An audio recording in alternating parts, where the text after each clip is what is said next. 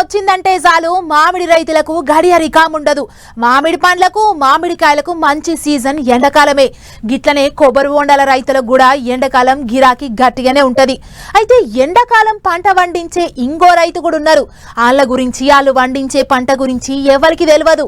నిజానికి వాళ్ళు వండించే పంటతోనే మనమంతా కమ్మటి తిండి తింటున్నాం. ఎవలబ్బా వాళ్ళు అనుకుంటురా? చూడుర్రి. మనకు తెలియని రైతులు ఎవరబ్బా అనుకోకుర్రి. అగో అక్క మడులు సాఫ్ చేస్తున్నది. రేపు ఈ మడులల్లనే బంగారం అసొంటి సరుకు తయారు కాబోతున్నది. ఏం సరుకు అబ్బా అని పరసానయ్యారు. నవరుచులకు తల్లి నౌపాడ ఉప్పు గల్లి అనే ముచ్చట ఇనే ఉంటారు చాలా మంది. ఇగో గిదే నౌపాడ. ఇక్కడనే ఉప్పును పండిస్తారు రైతన్నలు. ఎర్రటి ఎండల సముద్రం నీళ్లను ఎండగొట్టి అందులోకేంచి ఉప్పును తీస్తారు. తీరొక్క తీర్ల తిప్పల పడితే గాని నీళ్ళకేంచి ఉప్పు బయటికి రాదు.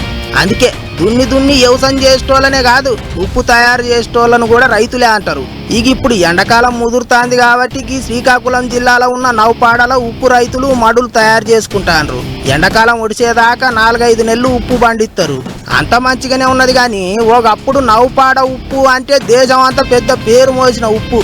దేశంలోనే ఈ నౌపాడ ఉప్పు పండించుట్లో 3వ స్థానంలో ఉండేనట. కానీ ఇప్పుడు అంతా ఆగమాగమైంది అంటున్నారు. నీదికెళ్ళి ఒకప్పుడు దేశం అంతా సప్లై చేసేటోళ్ళు ఇప్పుడు పక్కపొంటే ఉన్న రాష్ట్రాలకు మాత్రమే ఉప్పు అమ్ముకుంటున్నారట. అన్ని పంటల తీరుగానే ఉప్పు పంటకు కూడా గిట్టుబాటు ధరలు లేక దళారుల చేతుల మోసపోయి రైతులు పరేషాన్ అవుతుండ్రు. ఉప్పు తయారు చేసుడంటే చిన్న ముచ్చట్న చెప్పుర్రే, కాళ్ళు చేతులు కోసుకొని పోతుంటాయి. అంత తిప్పలబడి పండించిన ఉప్పు పంటకు కొసరి పైసలు ఇస్తున్నారట దళారులు. యాట గిట్లనే అవుతున్నదట. క్వింటాలకు 300 ఉన్నప్పుడే 150కి కొన్నారట.